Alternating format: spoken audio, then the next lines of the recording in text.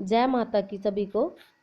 आज जानकारी लेकर के आए हैं कि साधना करने के बाद, सेवा करने के बाद कितने दिनों में मनोकामना पूर्ण होती है।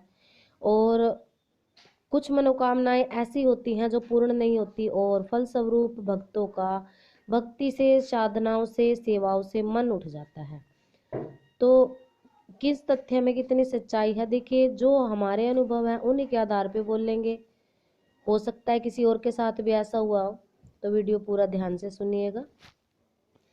कुछ लोग क्या होते हैं कि अपने मन से, स्वयं से, या फिर किसी गुरु के कहने पर, अगर गुरुमुख है तो, या फिर किसी भगत की चौकी पर जाने पर संगत के तौर पे जाते हैं तो सेवा उठा लेते हैं। कोई 1.25 साल की उठाता है, कोई 1.25 महीने की उठाता है, कोई 6 महीने की उठाता है, कोई 41 दिन की, कोई 21 दिन की।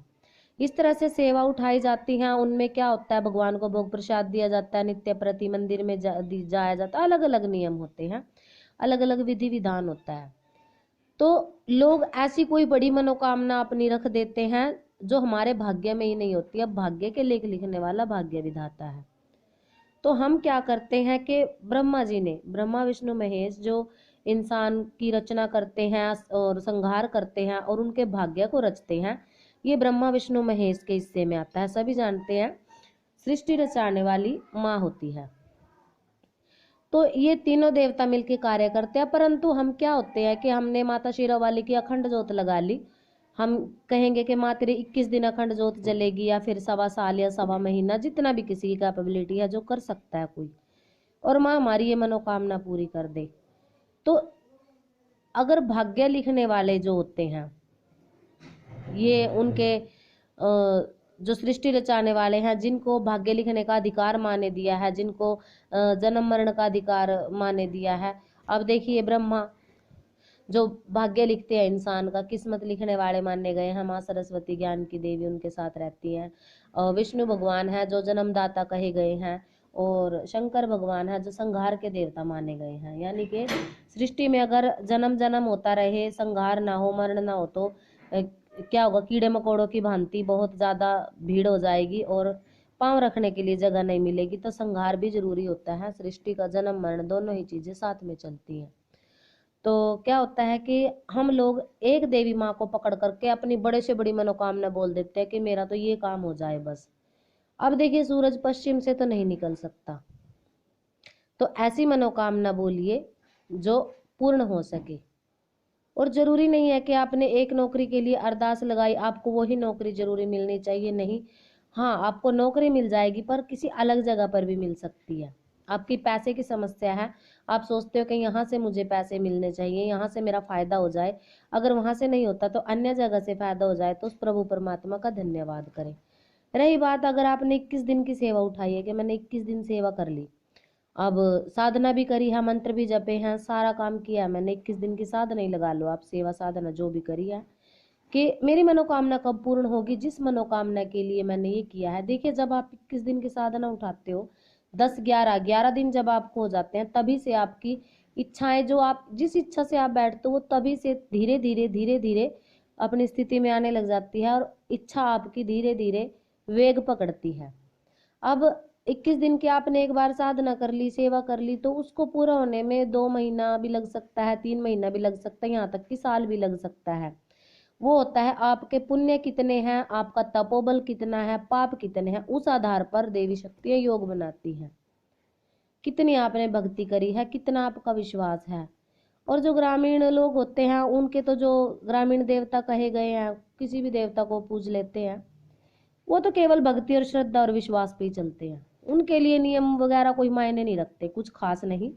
वो ये भगत की सिर्फ विश्वास और श्रद्धा देखते हैं कि इसका विश्वास कितना है, श्रद्धा कितनी है, और कितनी हमारी ये सेवा कर सकता है, और हमारे लिए ये कितनी भक्ति पूजा पाठ करता है। और तकरीबन शहरों में तो देखिए, बड़े बड़े शहरों की अगर हम बात करें, क्योंकि मेरे पास शहर वालों के भी मैसेज आते हैं, बड़े बड़े शहरों से आते हैं कि मैं नवाण मंत्र का जाप करता हूँ या करती हूँ, मैं ओम शिव गोरक्ष मंत्र का जाप करता हूँ या करती हूँ। बहुत सारे अपनी जो मैसेज के थ्रू व्हाट्सएप पर अपनी समस्याएं बताते हैं। कोई श्री हरि विष्णु जी की सेवा कर रहे हैं, कोई कान्हा जी की कर रहे हैं, तो दुखी हैं लोग। अब देखिए, वो उच्च कोटि के देवी देवताओं में आ जाते हैं, वो शीघ्र अतिशीघ्र आपका कार्य नहीं करते, चाहे आप कितने भी साधना कर लो। वहाँ क्या होता है, आपको केवल तपोबल बढ़ता है, आपके केवल पुण्य बढ़ते हैं, इससे ज्यादा कुछ नहीं मिलता। अब बात करते हैं ग्रामीण भगतवाल की, ग्रामीण देवी देवताओं की। जो स्थान देवता होते हैं, ग्रामीण देवी देवता होते हैं, वो क्या होते हैं, वो भगत का केवल विश्वास श्रद्धा देखते हैं। आपने किस श्रद्धा से उनकी सेवा करी, कितने दिन सेवा करी, और अगर आप 21 दिन की भी सेवा उठा लेते हो तो वो जागृत हो जाते हैं, सिद्धि आपको मिल जाती है। सिद्धि मिलने के बाद हमें पता ही नहीं होता हम उसको कैसे यूज करें, उसको चलाना भी आना जरूरी है। तो ये सब आपको किसी गुरु से जुड़ करके ही पता चलता है। तो स्वयं से आपने सेवा उठा ली कि माई मैं तेरी सेवा करूंगा या करूंगी। और होता भी ऐसा है, गांव में बहुत सारी औरतें होती हैं, थान स्थान माता के बने होते हैं, जो उनकी सेवा करते हैं, पुत्र पुत्र आदि माता सभी चीजें उनको देती है। पर कब तक देती है, जब तक वो किसी को बताते नहीं, उसका बखान नहीं करते। जहां उन्होंने लोगों को बताना शुरू किया, वहीं से उनकी सेवा खंडित होनी शुरू हो जाती है।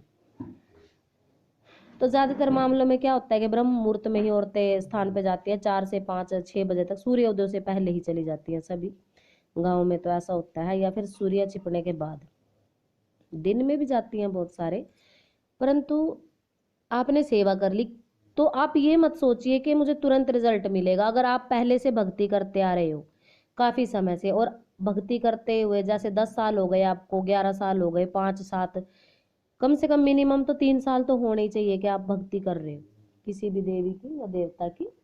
अगर 3 साल से कर रहे हो और अब अचानक से आप कोई साधना उठाते हो, तो आपको 100% उसमें रिजल्ट मिलता है, सिद्धि मिलती है। अगर आप किसी विशेष मनोकामना को पूर्ण करने के लिए साधना करते हो, तो देखिए जरूरी भी नहीं होता कि वो मनोकामना आपकी पूर्ण हो ही जाए। क्योंकि अब अगर आपने डिमांड ये कर ली कि सूरज भगवान पश्चिम से निकल जाए बस, तो मैं जानू कि हाँ तुम हो सकती, नहीं तो मैं नहीं जानू। सृष्टि के नियम हम नहीं बदल सकते, भाग्य के लेख हम नहीं बदल सकते। हाँ, ये होता है कि हम भाग्य बना सकते हैं, भाग्य उदय कर सकते हैं, पर जो लिख दिया गया है भाग्य में, उसको हम नहीं बदल सकते। अब आप, मैं जैसे माता पाथरी वाली की गद्दी है मेरी, माता पाथरी वाली की सेवक हूँ मैं, एक सेवक ही कहूंगी, भगत भी हम अभी नहीं बोल सकते खुद को, क्योंकि भगत बनने के लिए बहुत ज्यादा तपना पड़ता है, और हम माँ के छोटे से सेवक ही हैं। अब इनके पिता जो सोहन गुज्जर कहे गए हैं, गोड बंगाल की ये रहने वाली बताई गई हैं, सभी ने कथा सुन रखी है इनकी। तो इनके पिता के भाग्य में वंश चलना नहीं था, औलाद नहीं थी। माता काली के वो बहुत बड़े सेवक थे, सेवा करते थे उनकी। तो माता के आशीर्वाद से माता ने उन्हें यही कहा था कि एक दिव्य कन्या एक आपके घर में पैदा होगी, जो जिसमें मेरा तेज होगा, मेरा अंश होगा, पर वो साधारण कन्या नहीं होगी, वो जगत कल्याण के लिए आएगी। आपको वो सौभाग्य मैं दे सकती हूँ। तब इनके पिता ने कहा था कि माता मेरा सौभाग्य होगा कि कोई देवी शक्ति, कोई कन्या मेरे हमारे घर में जन्म ले और वह जगत कल्याण करे, तो हम खुश हैं माँ, आप जैसा चाहो वैसा कर सकती हो। तो वहां पर माता काली भी स्वयं विवश थी। उन्होंने ये कहा था कि मैं आपका भाग्य बना सकती हूँ परंतु बदल नहीं सकती, क्योंकि आपके भाग्य में वंश चलना नहीं है, पुत्र का सुख नहीं है, तो मैं आपको औलाद नहीं दे सकती, संतान नहीं दे सकती। सब लोग परिचित है इस कहानी से, फिर भी लोग बड़ी बड़ी डिमांड लेकर के साधना करते हैं। जी नहीं, साधना की किस चीज के लिए करनी चाहिए कि मेरे घर में अंधन की बरकत रुकी है, मेरे घर में सुख सुविधा नहीं है, मेरे घर में बीमारियां हैं। आप छोटी मोटी जो हमारी समस्याएं होती है वो साधना से दूर कर सकते हो। और अगर आप कुछ पाना चाहते हो, कोई शक्ति पाना चाहते हो, तो अखंड साधना करिए, अखंड ब्रह्मचर्य रहेगा। संसार से, परिवार से, चुगली से, निंदा से, तन की और मन की दोनों चीज की सफाई रहेंगी, तब आपको अखंड शक्ति भी मिलती है, ये भी सत्य है। सात्विक साधना करिए, क्योंकि तामसिक साधना जल्दी सिद्ध हो जाती है, सबको पता है। और जो ग्रामों में, बहुत सारे गाँव में ऐसे तांत्रिक हैं, कुछ तो हमारे खुद के परिवार से ही हम बचपन से देखते आ रहे हैं। क्या होता था कि वो पहले शमशान की शक्तियों को जागृत कर लेते थे, और अगर उनको कोई परेशान करता था तो एक चुटकी में छोड़ देते थे। पर उनका जो हाल हुआ है ना, अंत समय में उन्होंने बहुत बुरी हालत में वो मरे हैं, तो उनको देख देख करके डर लगता है। तो सात्विक साधना करिए, हो जाते हैं आसानी से। कोई चौराहे का भूत है, कोई शमशान का, 41 दिन की आप साधना उठाओ, बिल्कुल वो सिद्धि मिलती है आपको। केवल भोग प्रसाद पे वो कार्य करते हैं, ये भी सत्य है। परंतु हमारे दरबार से कोई तामसिक साधनाएं नहीं करवाई जाती, कोई भूत प्रेत की सिद्धि नहीं, केवल देवी देवताओं के चरणों में रखा जाता है देवी देवताओं की सीधी साधना। और हम तो सेवा ही देते हैं जी, साधना नहीं करवाते, क्योंकि सिद्धि कई बार हानिकारक भी सिद्ध होती है। कई बार इंसान से क्या होता है कि नियम नहीं पुगते, कई बार हारी आ जाते हैं बीमारी, और औरतें तो बिल्कुल नहीं कर सकती क्योंकि घर गृहस्थी का, बाल बच्चों का बहुत काम उनके ऊपर होता है। तो सेवा करते रहिए। सेवा में भी सवारी के रूप में अगर माता का अंश मिल गया तो माता ही सारे कार्य करती है। प्रत्यक्ष रूप से अगर देवी सिर पे खेल जाती है आपके लिए बहुत होता है। वो देवी शक्ति हमारे कार्य भी बनाती है, दूसरों के भी बनाती है, जग में हमारा नाम, हमारी आर्थिक स्थिति भी ठीक करती है, सभी प्रकार की सुख सुविधा मिलती है। ऐसा नहीं है कि साधनाओं से सेवाओं से कुछ नहीं मिलता। तो ये कोई नहीं बता सकता आपको कि कितने दिन में मनोकामना पूर्ण होती है। सेवा करते करते चमत्कार दिखने लग जाते हैं उस देवी के। सेवा करते करते आपका भाग्य उदय होने लग जाता है, क्योंकि हमारे साथ तो ये कई बार हो चुका है। तो भक्ति मार्ग से जुड़ने के लिए चैनल को सब्सक्राइब जरूर करें, वीडियो पूरा सुना करें ताकि जानकारी अधूरी नहीं रहे। अधूरी जानकारी हमेशा नुकसानदायक होती है। आशा करते हैं जानकारी आपको पसंद आई होगी। नई नई जानकारियों के लिए चैनल से जरूर जुड़ें। तो सभी को जय माता की।